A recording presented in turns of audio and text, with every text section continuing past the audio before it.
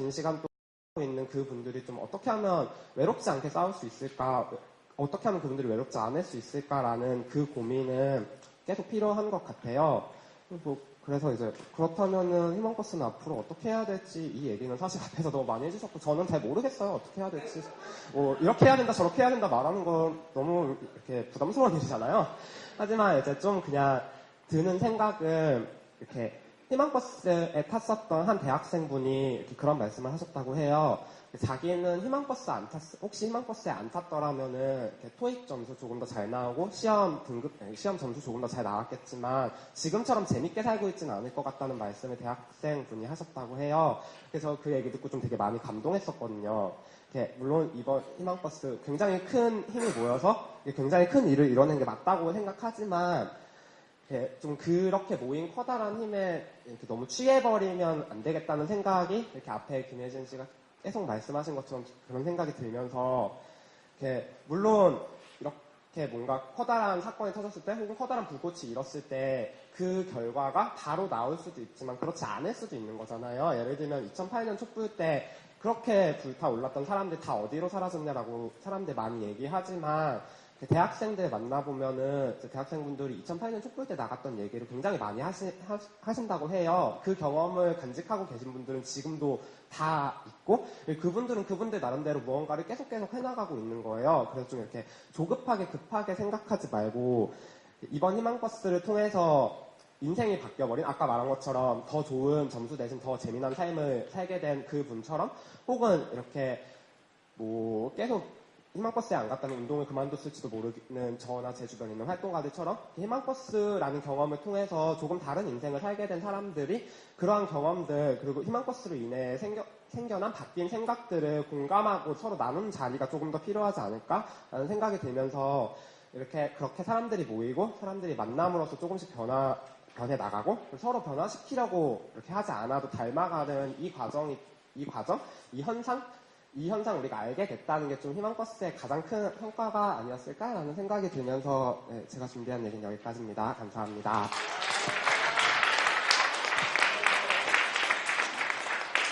아니 상당히 지금 시간이 길어지고 있는데 안 지루하시죠? 네, 아니 지금 얘기하다 보니까 제가 지금 여기 막 적고 있는데 적을 데가 없어가지고 지금 한 장 꺼냈는데 너무 소중하고 재밌는 얘기들이 나와서 좀 진행하면서 걱정을 하고 있어요. 저는 지금 뒤에 김밥이 와 있고 또 우리가 이제 이후에 또 재밌는 이야기들을 해야 되는데 그래서 한 가지 제안을 드리면 오늘 뭐 여러분도 아시겠지만 희망버스 타실 때도 올 때는 같이 왔지만 끝은 없잖아요. 그죠? 버스가 출발해야 끝이 나는 거를 다 알고 계실 거라고 생각해서 좀 늦게까지 되더라도 오늘 이 소중한 경험 각자의 승객들이 느꼈던 그 소중한 경험이 오늘 또 이 자리에서 또 더 풍성해지는 것 같아요. 이게 이런 느낌을 나누면서. 그래서 당장 어디를 갈 거냐, 뭐 혹은 이 평가가 맞냐, 이것도 소중하지만 또 한편은 지금 계속 얘기되고 있는 것 같은 이 느낌이 저는 너무 소중하게 지금 얘기되고 있어서 조금 더 시간을 가졌으면 좋겠는데 제안 드리면, 지금부터는 이제 평가와 우리의 이제 이후에 진로와 관련된 이야기를 좀 중심으로 하는데, 진로와 관련된 이야기를 조금 여기서 많이 토론하지 말고요.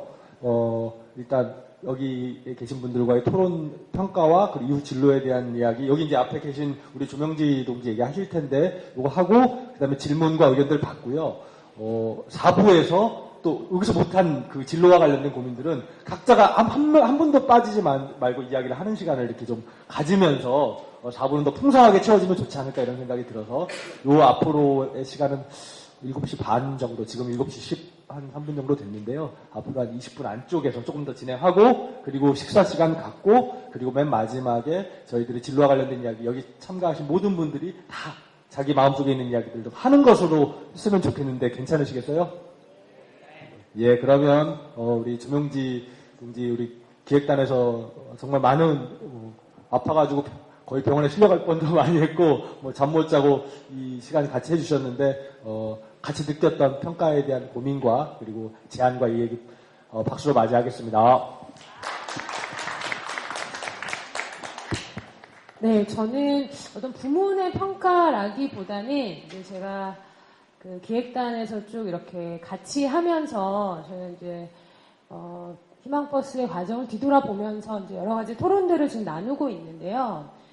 이 토론들 중에서 좀 같이 나눴으면 좋겠다는 좀 평가의 지점 하나와 이후 진로와 관련된 저의 생각을 좀 말씀을 드리고 싶습니다. 특히 저는 평가 부분 중에서 4, 5차와 관련된 평가의 이야기를 좀 주로 얘기를 드리려고 하는데요. 많은 분들이 희망버스의 1, 2, 3차에 비해 4차, 5차에 관련돼서는 요즘 비판적인 목소리라든가 아쉬움이 많았다 하는 이야기들이 좀 많이 나왔었습니다. 실제로 희망버스가 3차 때 한 15,000명 정도가 참여했다고 얘기를 하는데, 그때 이제 정점을 찍고 그 이후부터 좀 규모가 줄었죠. 그래서 4차 때 저희가 7,000, 5차 때 한 4,000명 정도 모였다고 이제 이야기를 했었는데요. 여기 이제 앞서 발제하셨던 우리 김혜진 동지가 또 이제 이 4차 이후에 기획단의 강박을 지적하면서 이제 자발성과 조화를 이루지 못했다고 또 지적을 하기도 하십니다. 저는 이제 그런 문제들에 대해서 조금은 좀 다른 관점에서 4차 이후에 우리의 정세를 좀 보자 하는 얘기를 드릴 텐데, 물론 이게 저희 희망버스 기획단이 좀 책임있게 돌아보면서 반성해야 될 지점이 없다는 그런 이야기를 제가 드리는 것은 아닙니다. 그러나 좀 다른 방향에서의 분석을 해볼 그런 문제들도 좀 저희에게 있지 않는가 하는 거라고 좀 이해를 해주시면 될 것 같습니다. 3차 이후에 누구도 부정하지 못할 텐데요. 희망버스와 한진중공업 문제가 우리 사회의 좀 핵심적인 의제로 부상을 하면서, 그런데 아래로부터의 압력 때문에 정치인들이 이제 국회에서 청문회도 열고 또 희망시국대회를 8월 20일 날 조직을 했었습니다. 사실 희망시국대회가 4차 희망버스와 별도로 열리게 된 거는 무척이나 좀 안타까운 일이었습니다. 바로 일주일 상간으로 서울에서 열리게 됐는데, 덕분에 이제 힘을 집중하지도 못했을 뿐만 아니라, 사실 희망시국대회 기조는 정리해고 철회 당사자들이나 희망버스에 참가했던 모든 분들이 원하는 이런 기조가 아니라 한진 문제의 평화적 해결이라는 것으로 요구 수준이 좀 낮아졌습니다. 전 이거 관련돼서는 사실 민주노총이나 민주노동당이 민주당을 비롯한 다른 야당들과의 공조를 위해서 운동의 요구 수준을 낮추고 이제 별도의 집회를 강행한 것은 이런 방식 운동의 진전에는 별로 도움이 안 되는 방식이 아니었냐 하는 생각이 듭니다. 그때부터 이렇게 쭉 분위기를 보면 민주당을 비롯한 이 야당들과 자유주의 세력이 정의이고 비정규직 없는 세상을 만들자고 얘기하는 희망버스와 이제 거리를 본격적으로 좀 두게 되는 시점이라고 저는 생각을 하는데요.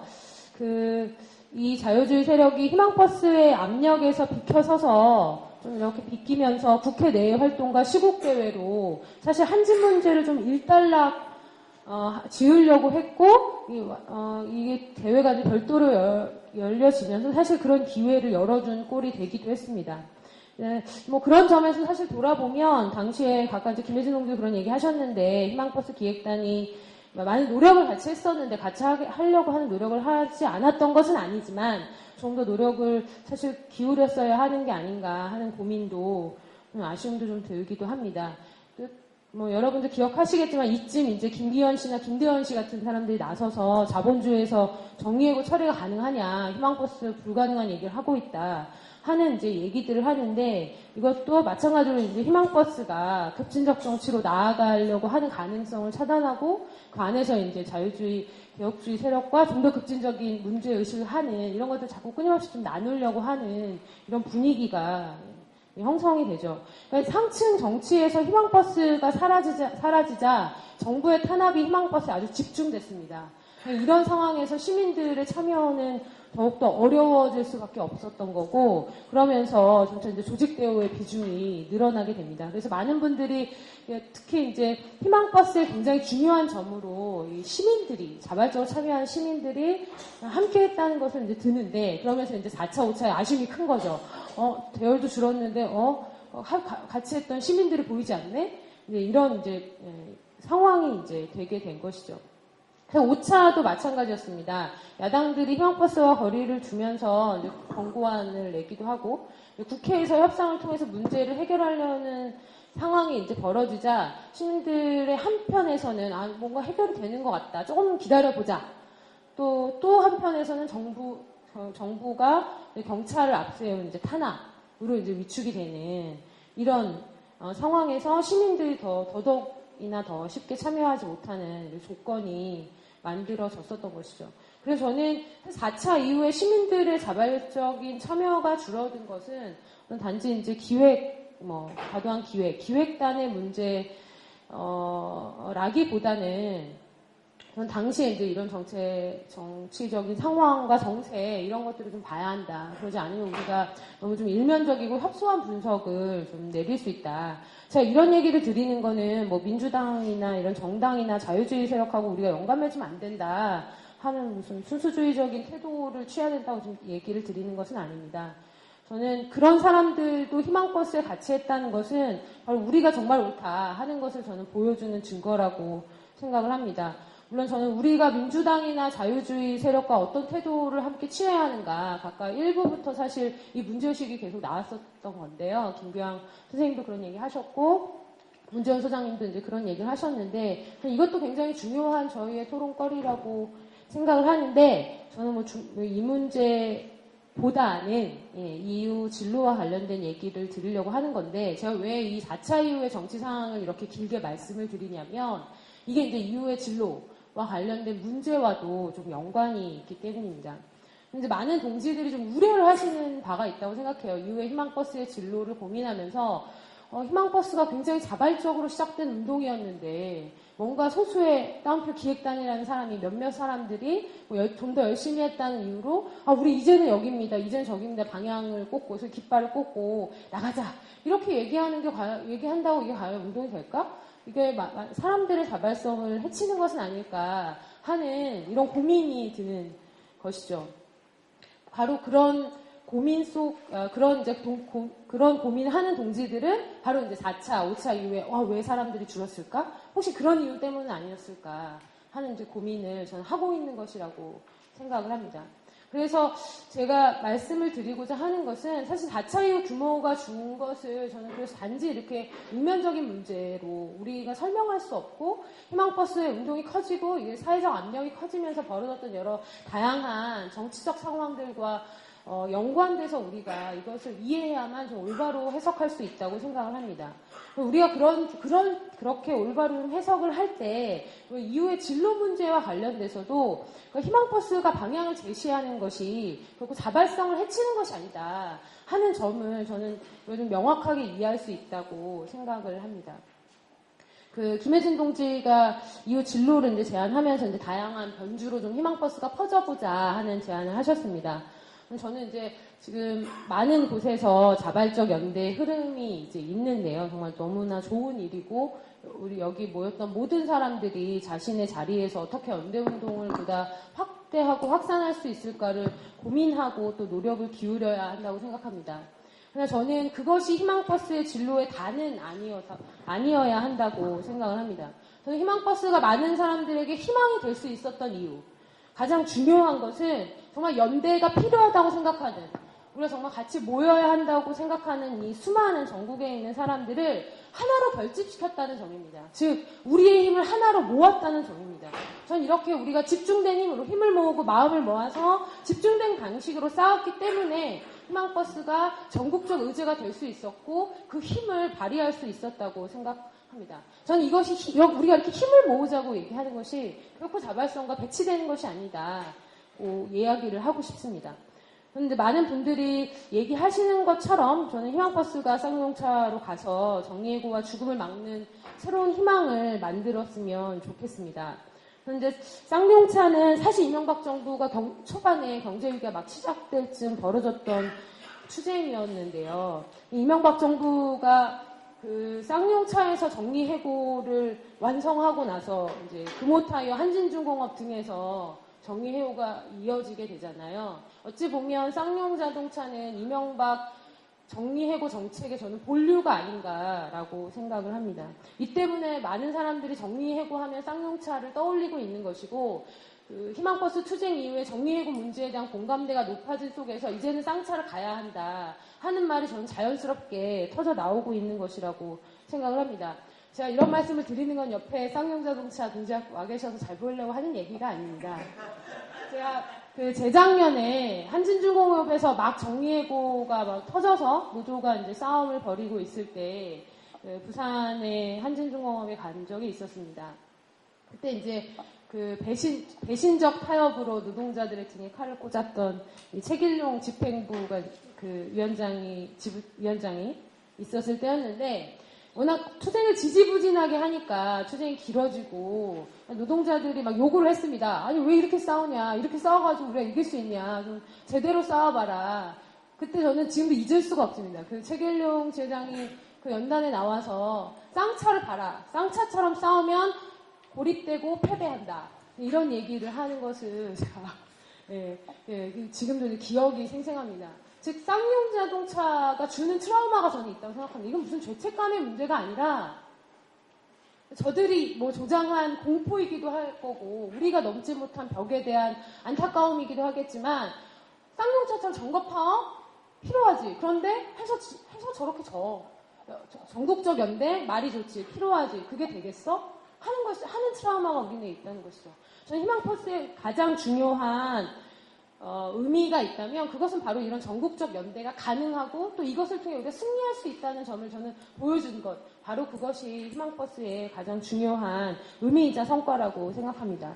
물론 이제 많은 투쟁 작업장들이 있고 많은 투쟁들이 있습니다. 그러므로 이후에 진로의 문제를 결정할 때 오늘 자리처럼 많은 분들의 의견을 모으고 뜻을 모으는 이런 자리가 필요할 거라고 생각합니다.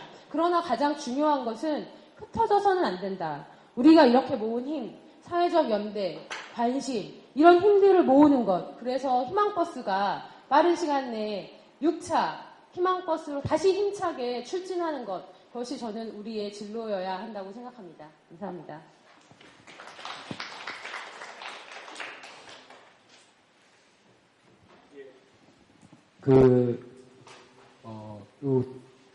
가장 많은 분들이 지금 앞에 앉아 이제 계셔서 자신의 공간에서 느꼈던 희망버스에 대한 아주 감동 어린 이야기를 되게 많이 해주셨던 것 같습니다.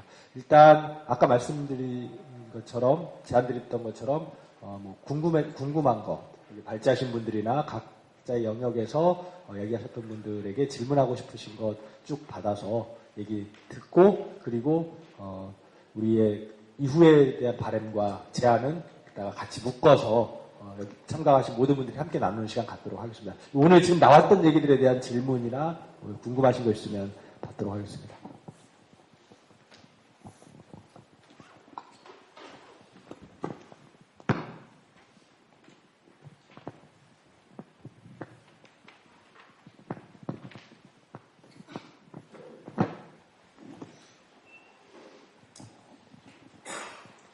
네, 더플 프로덕션의 김은식입니다.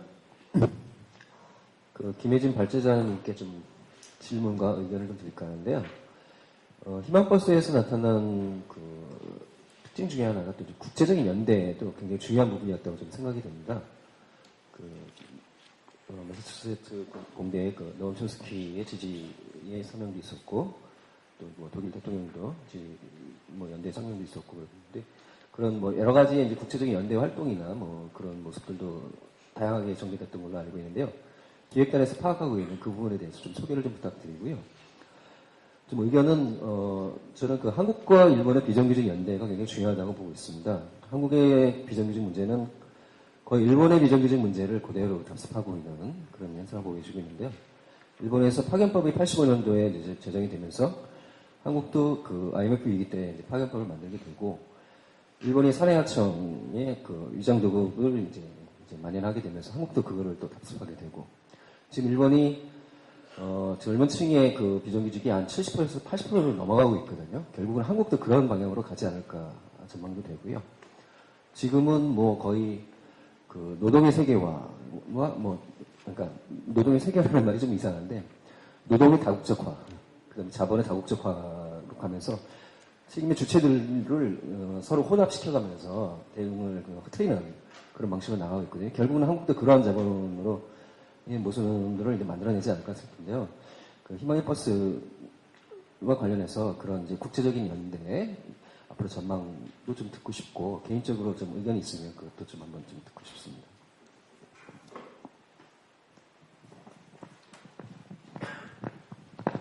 질문이나 궁금하신 거 있으면 쭉 받겠습니다.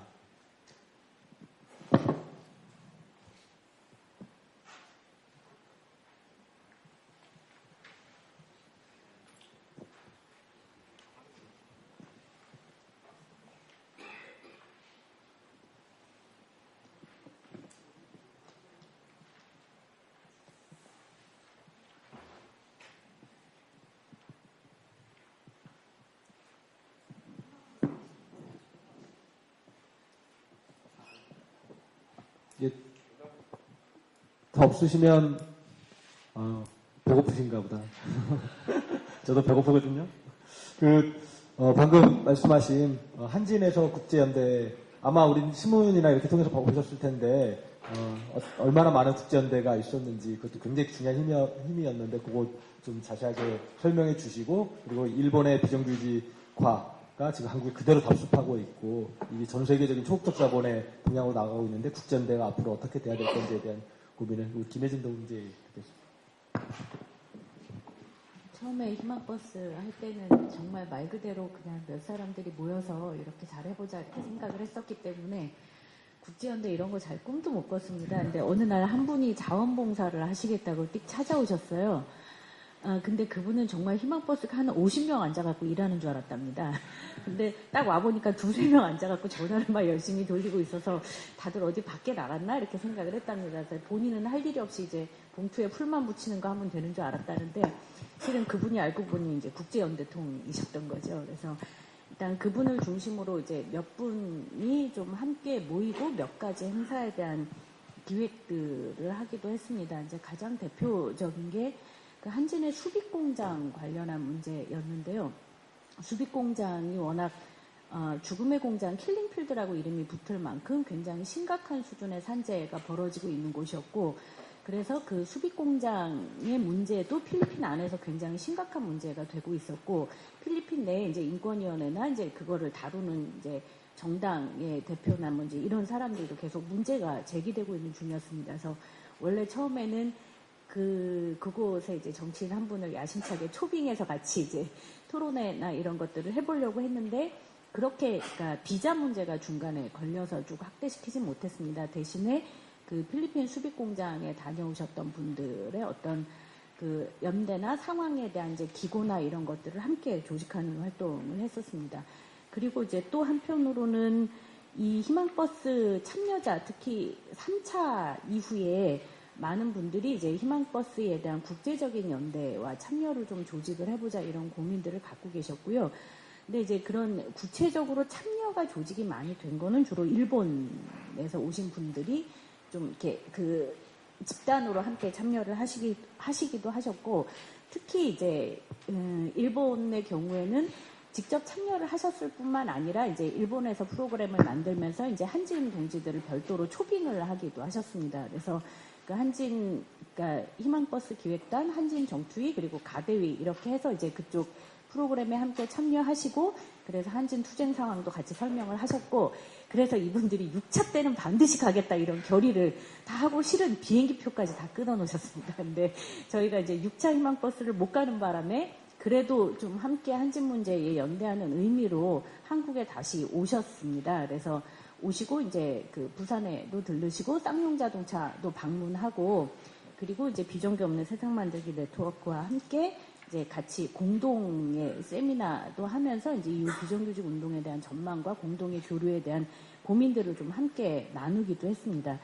그리고 이제 그 외에 그 지지 성명에 대한 조직화를 계속 해왔고요.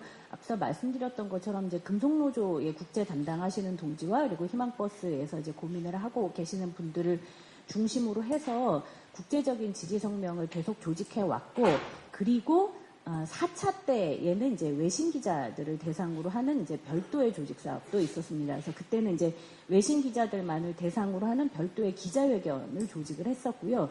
그리고 그 기자회견의 이제 결과를 가지고 한진중공업 김진숙 지도위원의 인터뷰라든가 이런 것까지를 이제 쭉 연결시키고 나중에 이제 월가 시위 때 이제 같이 그 발언도 조직하는 뭐 그런 과정으로까지 쭉 이어지기도 했습니다.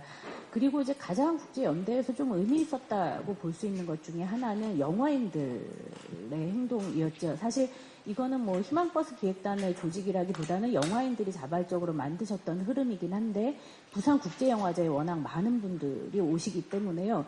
5개 국어 맞나요? 갑자기 헷갈립니다. 숫자가 요즘에. 5개 국어로 된 브로셔를 별도로 만들었습니다. 영화인들을 대상으로 해서요. 그래서 국제영화제에 오시는 분들에게 브로셔는 정말 끝내주게 잘 만들어져 있습니다. 그래서 5개 국어로 된 이제 한진중공업 문제를 알리는 브로셔를 별도로 만들고 그거를 그 자리에 오신 분들과 이제 함께 배포하고 앞서 말씀하셨던 이제 영화인 버스에서 그 국제영화제에 참여하셨던 이제 그런 분들도 함께 이제 그 8호 크레인 앞으로 갈 수 있도록 조직하고 이런 과정들도 있었습니다.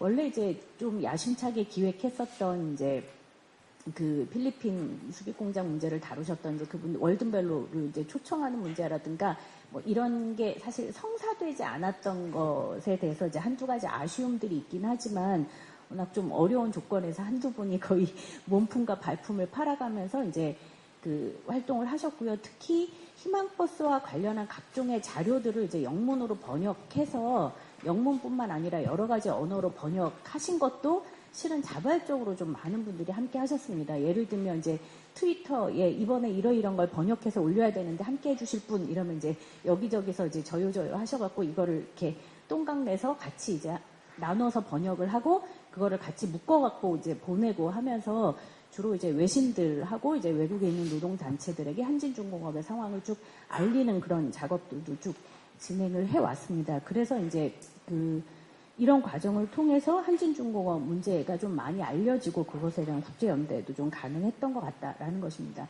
좀 가능하면 인적 교류들이 조금 더 많이 있었으면 좋았겠다고 생각을 하지만요.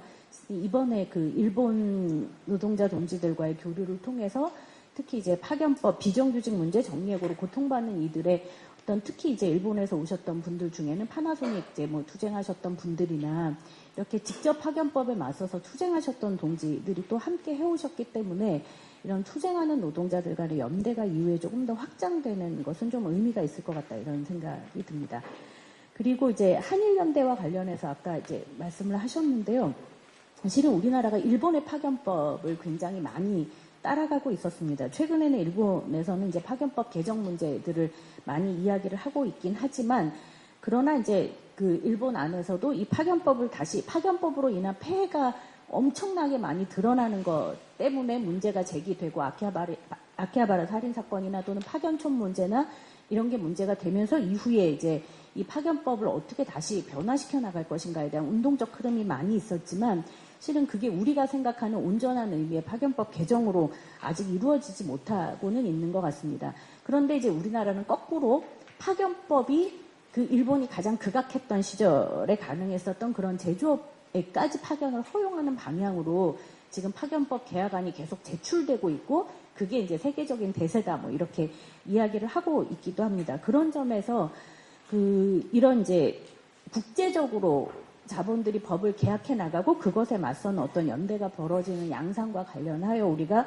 어떻게 조금 더 적극적으로 이런 자본의 흐름에 공동 대응할 거냐에 대한 이제 좀 고민도 많이 필요한 시점이 되었다는 것입니다. 예전에 주로 연대라고 얘기를 하면 이제 인적 교류죠. 뭐 이제 우리 노동절 집회 때 오거나 뭐 전태일 노동자 대회 때 오거나 아니면 그쪽 노동자 대회 때 가거나 이런 인적 교류를 중심으로 많이 이루어지고 있지만 중요한 것은 이제 그런 인적 교류만이 아니라 말 그대로 정리해고와 비정규법이라고 하는 어떤 공통의 사안을 가지고 끊임없이 그것에 대하여 투쟁하고 있는 노동자들이 함께 만날 뿐만 아니라 이것을 어떻게 제도적으로 정치적으로 변화시켜 나갈 것인가에 대한 조금 더 내용적인 공동의 토론과 고민과 연대를 조직해 나가는 것으로 좀 나아가는 게 이후에는 더 필요한 것 같다 이런 생각이 듭니다. 그래서 이번에 이제 비정규직 없는 세상 만들기 네트워크 차원에서 그런 이제 세미나를 함께 해왔던 것 그리고 사실 이거는 제가 속해 있는 단체에 관한 얘기이기도 하지만 제가 불안정노동철폐연대라고 하는 비정규직 투쟁을 하는 단체에서 있기도 한데요. 내년에 저희 이제 법률위원회 100차 워크숍을 통해서 이번에 또 희망버스에 함께 하셨던 그 단위들과 함께 이제 국제적으로 이런 이제 비정규법의 흐름들이 어떻게 진행되고 있는지를 함께 공유하고 이후에 공동대응의 계획들을 좀 마련해 나가는 이후에는 인적 교류를 넘어서는 내용적 교류로 좀 나아가고 그것이 이후에 공동투쟁의 가능성을 만드는 것으로 나아갔으면 좋겠다고 생각을 하고 있습니다.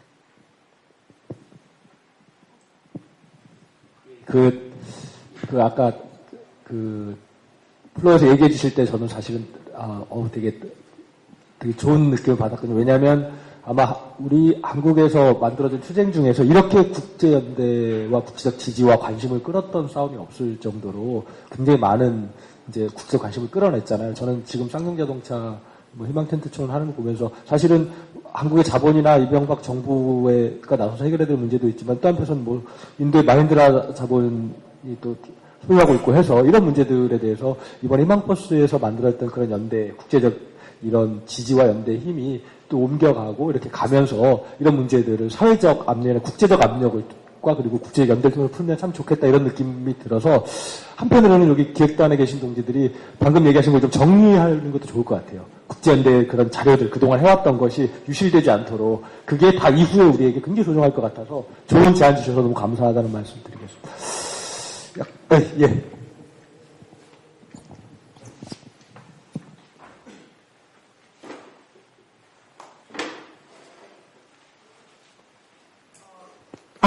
김혜진님 발제를 비롯해 모든 토론자분들의 발제 정말 잘 들었고요. 김혜진님께 질문인데요. 신규 페이지에 정예고 제도의 벽을 아직 넘지 못하고 있다라고 얘기했는데, 이제 여기서도 내용적으로는 어쨌든, 그러니까 정예고 제도 두 가지를 저는 이제 묻고 싶은데, 하나는 정예고 제도에 대한 문제 제기를 한 것, 그것이 희망버스 역할이었고, 그래서 그건 다 했다. 근데 하지만 정예고 제도 자체를 사실은 이게 폐지하지는 못하는 것이다. 라는 얘기로 이제 보여지는데, 저는 이것에 대해서 맞는 얘기인데, 희망버스가 그런 소임을 갖고 있었는가라는, 그러니까 사회적 문제 제기 외에 그런 것을 소임으로 갖고 있었다라면, 그렇다면 그런 법제도 개선에 대한, 그러니까 제도를 바꾸는 건 물론 투쟁입니다. 투쟁이 있지 않고서는 제도를 바꾸지 못하죠. 그럼 제도를 바꾸기 위한 또 이제 입법과정의 투쟁과 이런 게 따로 준비돼야 되는 거죠. 그래서 그거는 좀 과도한 희망버스의 소임으로 했기 때문에 이런 평가가 나오는 게 아닌가라는 질문을 하고 있고요. 이거는 오히려 후속 과제로서 희망버스의 탑승객을 비롯한 이제 모든 사회 세력 혹은 모든 시민들이 함께해야 되는 그런 과제의 문제지 희망버스의 수임은 아니다. 라는 생각을 하고요. 사회적 문제 제기로 그 소임을 다한 게 아닌가라는 의견을 말하고 싶고요. 또 하나는 이제 한진중업 정리해고가 해결됐지만 쌍차 노동자들도 죽어가고 있다. 라고 했는데, 그쵸. 우리 알고 있었죠. 재능투쟁 계속 하고 있었고, 1000일 넘게 하고 있고, 그리고 쌍차에 많은 노동자들이 죽어가고 있죠. 그것을 외면하기 위해서 한진중공을 희망버스를 탄 건 아니라고 생각이 들어요. 그리고 그것을 저는 몰빵투쟁이라고 부르는 것은 온당하지 않은 평가라고 생각해요. 물론 여기서 몰빵투쟁이라고 얘기하지 않았는데, 이제 일부에서 그렇게 평가하시는 분들도 있는데 그렇지 않다라고 저는 생각해요. 그러니까, 우리가 앞에 저는 문재인님하고 아마 입장이 비슷할 것 같은데, 집중해서 투쟁한 거고, 그것을 통해서 우리 사회에 무엇이 문제인가에 대한 화두를 던진 거고, 우리 모두가 노동자로 살아갈 수밖에 없는 이 사회에서 도대체 이 사회는 어떤 잔인한 만행을 저지르고 있는가에 대한 문제 제기를 한 거라고 저는 생각을 해요. 그랬지 다른 투쟁을 하지 말자라고 했던 게 아니라고 생각이 들고, 그때 그 경험들이 모여서 이후 투쟁을 가져갈 거라고 생각이 들고, 그것이 아까 승리의 기운이라고 했던 것처럼 일정 돌파라는 게 그거죠. 승리의 기운으로 계속 균열을 내가는 그런 기회로 생각이 드는데, 혹시 여기 쓰였던 것이 그러니까 한진중업 정리해고 투쟁이 이렇게 몰빵 투쟁으로 갔다라고 평가하셔서 이렇게 쓰신 건지, 저는 이제 그렇게 보지는 않는데, 어떤 식으로 갔어야 된다고 생각하시는 건지에 대한 문제의식이 있으셔서 이렇게 쓰신 것 같은데, 그 얘기를 듣고 싶습니다. 아까 뒤에 들었는데 안 하시고 뒤늦게 하셔가지고 시간이 더 끌고 있지만 할 수 없습니다. 지금 다시 또 다른 분 한두 분 더 얘기하실 게 있으면 질문하실 거나 의견 겸 질문 괜찮습니다. 뭐. 예, 그러실 줄 알았습니다. 한두 분 더 나오게 되어 있습니다. 반갑습니다. 제가 오늘 늦게 와서 여러 발제자분들의 내용을 잘 못 들었기 때문에 제 질문이 중복되지 않을까 하는 걱정이 있었는데요.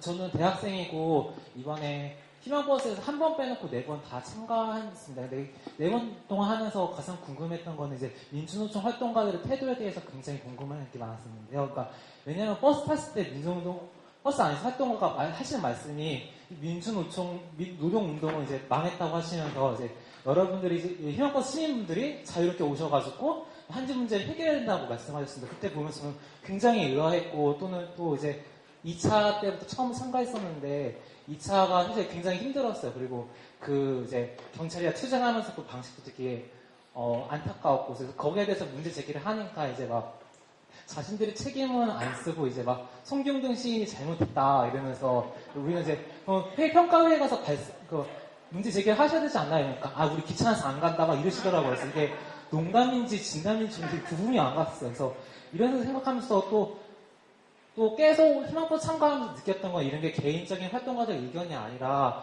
보면 이제 가면은 이제 희망버스 가면 노조에선 되게 안 오더라고요. 노조 깃발도 몇 개 안 보이고 대부분 사람들은 정말 너른 대중들만 오게 되고 그래서 그러면서 굉장히 의아하면서 과연 민주노총은 이제 이 희망버스 가지고 사실 되게 긍정적으로 생각하고 있나 이런 것도 생각하고 있어. 근데 결국에는 이제 김민숙 지도위원이 내려오고 또 이제 한진중공 일당락이 났고 해서 다행이라고 참 생각하고 있었는데 그러면 생각해보면서 민주노총은 그러면은 또 금속노조는 또 그러면 이제 만약에 설마 제 생각에 바빠서 다른 일 하느냐고 못할까 있겠는데 또 그러고 보니까 유성기업 투쟁을 보니까 그것도 아니라고 생각하더라고요. 유성기업이 제 생각에 더 중요한 투쟁이라고 생각했는데 거기도 잘 안 됐고 그래서 안타까웠어요. 그래서 제가 민주노총 또는 이제 노동운동 활동가 분들에게 드리고 싶은 질문은 앞으로는 이제 희망버스가 잘 성공이 마무리됐으니까 이걸 더 이어가고 더 덜은 사회운동, 정치운동으로 나아가야 되는데 여기서 어떻게 생각했는지 궁금하고 그 다음에 그동안 여름방학, 저는 대학생이니까 여름방학이었죠. 그 여름방학 동안 그 활동을 보면서 민주노총은 어떤 반성을 하고 있나 이런 걸 묻고 싶습니다. 예, 또 다른 분이요.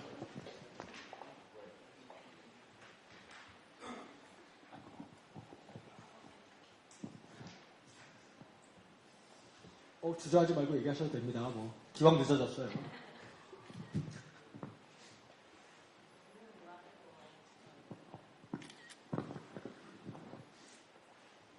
일단 그 두 번째 질문하신 분은 2부 때 참석하셨으면 그거에 대한 통렬한 반성과 회력을 보셨을 텐데 못 보셔서 조금 아쉽고요. 그거를 제가 보기엔 아까 2부 때 하셨던 분들이 하시는 것보다 여기 김성봉 민주노총 충북본부에 계신 분인데 아까 여기 발제도 되게 통렬하게 하셨거든요. 그래서 뭐 이런저런 얘기를 해주시면 좋을 것 같고 그 다음에 처음 질문하셨던 것은 아마 아까 우리 차승리 동지가 그거에 대해서 문제 얘기를 하신 것도 있는데 관련돼서 비슷한 제기를 아마 평가하시면서 잠깐 하셨는데 김혜진 우리 동지 얘기 듣는 걸로 하고 그 다음에 전체를 다 돌아가면서 얘기하기에는 조금 그런데 시간이요. 꼭 하시겠다고 생각하시는 분은 마이크를 돌릴 테니까 아니면 패스하면 됩니다. 자기 앞에 꼭 그렇게 해서 이 시간을 마무리하려고 하는데 괜찮겠죠? 예. 희망버스 하는 도중에 이제 중간중간에 기획단 동지들이 논쟁을 많이 하는데요. 중간에 그런 논쟁도 있었습니다. 이를테면 조나모의 각종 비리들을 한번 쫙 모아가지고 한번 폭로도 해보자 뭐부터 시작해서 근데 사실 그것에 대해서 좀 약간 또 고민을 가진 동지들도 있었습니다. 왜냐하면 한진중공업 정리해고는 정말로 비열한 짓인 건 맞습니다. 수비공장에 이제 뭐 그 배를 쌓아두고 뭐 그렇게 했다든가 뭐 그 다음날 뭐 176억 원의 잔치를 벌렸다든가 이런 여러 가지 문제가 있는데 과연 그게 이제 조나모라고 하는 이상한 악덕재벌의 문제냐. 사실 정리해고는 조나모의 문제라기보다는 이 땅의 자본가라면 누구나 다 할 수밖에 없고 하고자 하는 그런 제도이기도 하다는 거죠. 그러나 사실 한진중공업 문제 해결이라고 하는 것에 가까워지면 가까워질수록 그것을 어떻게 가장 효과적으로 드러낼 거냐를 고민하게 되고 그것의 핵심은 또 다시 조나고 나쁜 놈에 대한 타격으로 사실상 귀결되는 경험들을 많이 했습니다. 그게 또 한편으로는 굉장히 괴롭기도 했다는 거죠. 저는 이제 그런 의미에서 정예고 제도의 벽을 아직 넘지 못하고 있다는 것은 우리가 그러니까 이 투쟁을 통하여 야 이제는 본격적으로 정예고 제도에 대해서 문제 제기를 시작해야 되겠구나 라는 고민으로 정말로 나아가고 있는가. 한진중공업의 정예고가 문제구나 또는 쌍용 자동차의 정예고가 문제구나 라고는 인식할지 모르겠지만 여전히 정예고라고 하는 건 그래도 여전히 필요한 거 아니야? 이건 무리하고 잘못된 정예고가 문제인 거 아니야? 이 경계선에서 우리가 스스로 완전히 뛰어넘지 못하고 있다. 이런 고민을 갖고 있는 겁니다. 그리고 그것을 뛰어넘도록 하기 위한 노력이라고 하는 것. 저는 정예고 제도를 없앴어야 된다는 뜻이 아니라 말 그대로 개별 사업장의 악덕 재벌의 문제가 아니라 그게 어떻게 정예고 일반의 문제로 다시 한번 우리에게 인식될 것인가에 대한 고민을 우리가 조금 더 했어야 되는 거 아니냐 이런 생각을 많이 갖고 있습니다. 그리고 말씀하신 것처럼 그런 의미에서 이 16쪽의 마지막에는 이제는 정예고 제도를 없애는 정치적인 투쟁으로 나아가야 하는데 희망버스가 그것을 스스로 다 하겠다고 이야기할 수 없다고 저는 생각을 하는 겁니다. 그렇기 때문에 그 투쟁은 희망의 버스보다 조직적이고 책임 있는 단위로부터 시작되어야 한다고 저는 생각을 하고 있습니다. 그래서 희망버스 운동이 바로 희망버스 운동이 갖고 있는 의미 못지않게 모든 투쟁을 다 대체하거나 담보할 수 없다는 것을 스스로 인식하는 것도 지금 시기에서는 중요하다고 생각을 하는 거죠. 이 문제가 사실은 두 번째 질문하신 것과 연동됩니다. 앞서 말씀을 드렸던 것처럼 한진중공업 문제 해결이라고 하는 것에 대한 강박이 점차로 생기면서 말씀드렸듯이 이제 조남으로 어떻게 압박할 거냐, 재벌의 비리를 어떻게 캐낼 거냐로 끊임없이 고민하게 된다는 뜻은 우리가 갖고 있는 1점 돌파라고 하는 것의 문제의식이 때로는 그것이 갖고 있는 정치적이고 사회적인 의미 못지않게 때로는 정경련도 그래서 이거는 조남은 나쁜 놈의 문제야로 끊임없이 회귀시키려고 하는 그런 이데올로기 싸움 안에 우리가 놓여있기도 하다는 겁니다. 그래서 우리가 저는 1점 돌파가 필요할 때가 있다고 생각하지만 바로 그 순간에조차도 그게 바로 이 나쁜 놈의 문제가 아니라 어떻게 전체의 문제인가를 좀 드러내고 연관시키기 위한 노력을 어떻게 기울였어야 되는가 이거에 대한 고민이 필요하다고 생각을 하는 거죠. 저는 그럴 때 사실 쌍용자동차 동지들이 최초로 먼저 손을 내밀고 한진중공업에 가자라고 이야기한 것을 동의해주고 그렇게 해서 희망버스가 시작이 됐던 것처럼 그랬을 때 사실은 쌍용자동차 문제, KEC 문제, 무수히 많은 정예고 사업장 노동자들의 목소리가 묻히지 않고 함께 이야기되고 그 공간 안에서 더욱더 풍성해지는 경험들을 우리가 만들었을지 모르겠는데 실은 이게 사업장 문제 해결이 자꾸 눈에 보이는 방향으로 가다 보니 거기에 더 집중하게 되고 그러면서 우리 스스로가 그것을 풍성하게 만들지 못했던 점에 대하여 오히려 좀 고민하면서 이후에 자기 과제들을 그렇게 확장해 나가야 되는 거 아니냐 이런 생각을 하고 있습니다. 그리고 좀 전에 말씀하신 분의 질문에는 할 말은 많지만 나중에 따로 한번 말씀을 드리는 걸로 하고 마이크를 넘기겠습니다. 우리 민주노총 중앙에 훌륭하신 분들도 오셨는데 참 민주노총 전체 조합원의 3%밖에 되지 않는 충북이는 제가 말씀을 드려야 됩니다.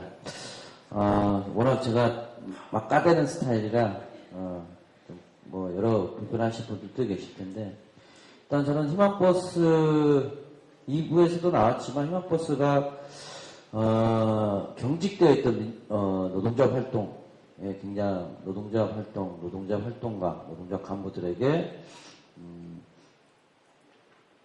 좀 일종 경종을 좀 울린 거 아닌가라고 생각을 하고요.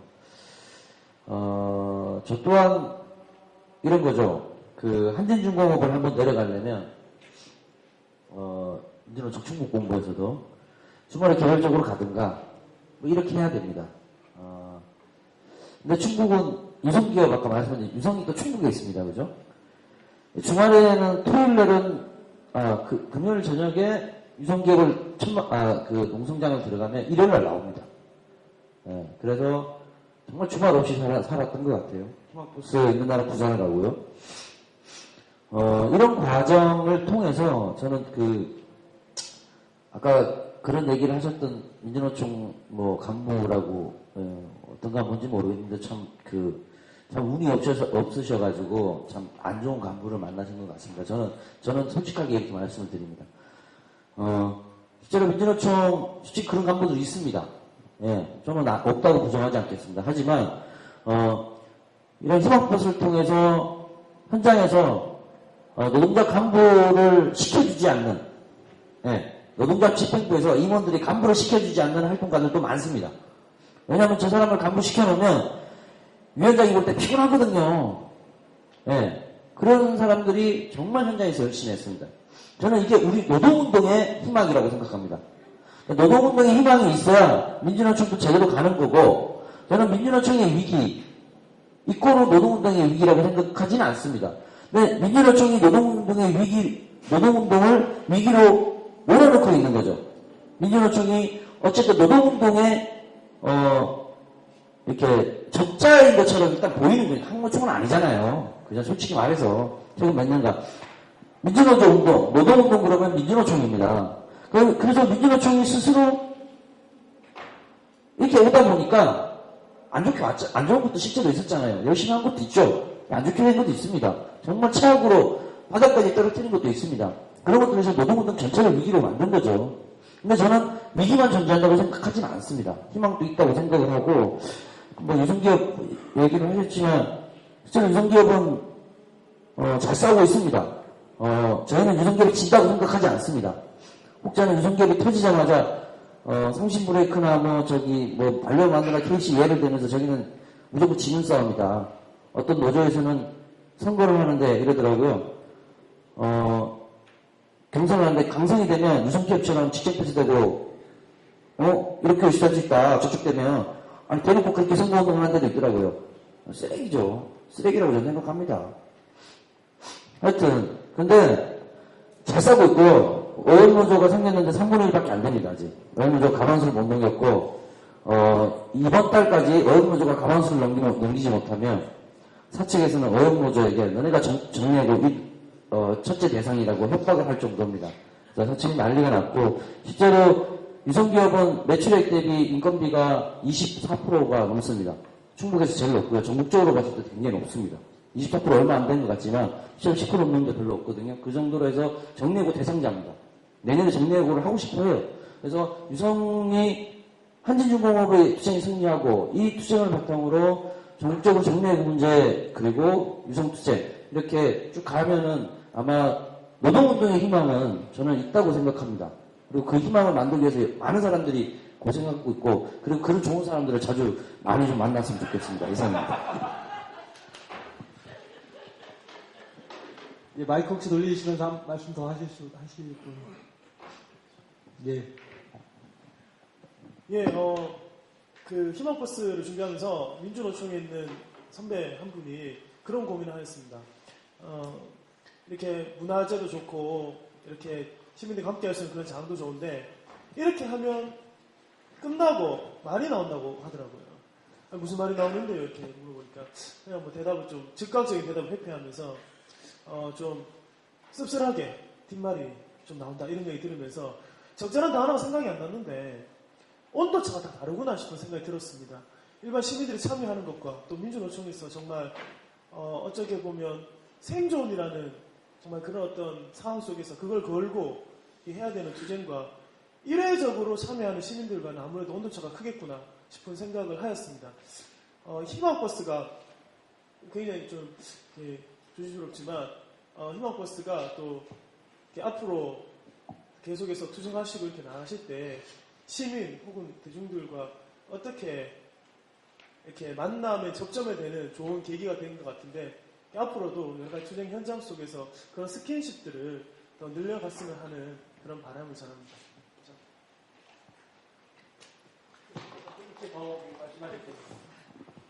예, 저는 이제 얘기를 듣다 보니까 희망버스가 우리 이제 현실에 구체적으로 있는 우리가 탄 그런 버스뿐만이 아니라 각자의 가슴 속에 작은 희망버스가 하나씩 있어가지고 시동을 걸고, 버스에 시동을 걸고 버스라는 건 여러 사람이 타는 거잖아요. 자기 혼자 타는 게 아니라 여러 사람이 함께 타는 작은 각자의 희망버스들을 가슴속에 하나씩 만들어가야 되는 것이 아닌가. 그것이 진정한 희망버스에 나아갈 길이고 의미이지 않을까 이런 생각이 이제 불현듯 들었어요.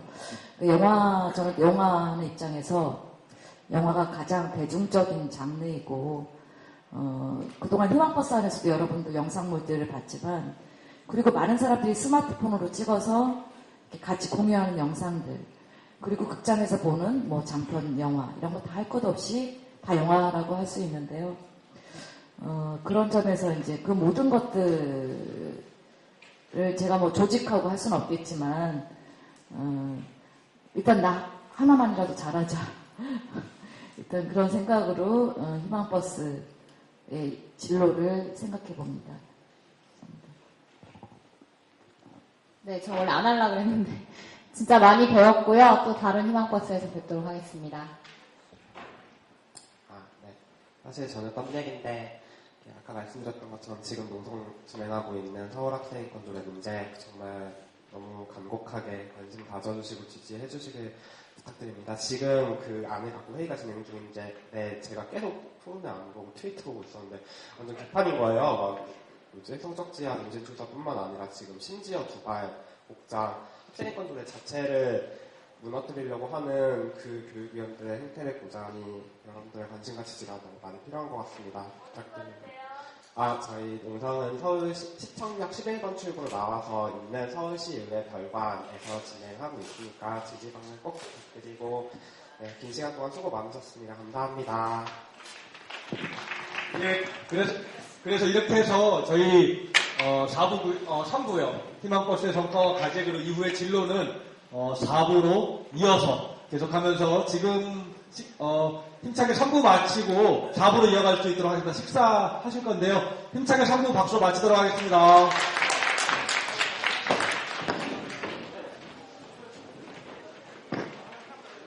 예, 김밥은 뒤에 준비되어 있으니까요. 하나씩 꼭 챙겨 드시고요. 식사 시간 포함해서 한 15분에 8시 15분에 4부를 시작하도록 하겠습니다.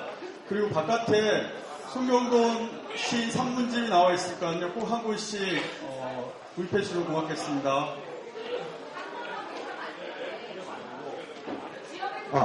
자, 지금 밖에요. 성형돈 산문집 있습니다. 저희가 못 팔아서 한 게 아니라 반드시 사야 됩니다. 200권 왔는데요. 200권 다 팔아야 됩니다. 가시면서 한 권뿐만 아니라 단체나 이런 데는 좀 몇 권씩 구입하셔가지고 반드시 가시면서 한 권씩 혹은 몇 권씩 들고 가시기 바라겠습니다. 반드시 좀 팔아서 19일날 출판기념회 잘 될 수 있도록 해주시면 고맙겠습니다. 기자분들도 꼭 사서 구입하시기 바라겠습니다. 오늘 6판이거든요. 12,000원짜리 10,000원입니다. 오늘 꼭 사시기 바랍니다. 긴 말 아닙니다.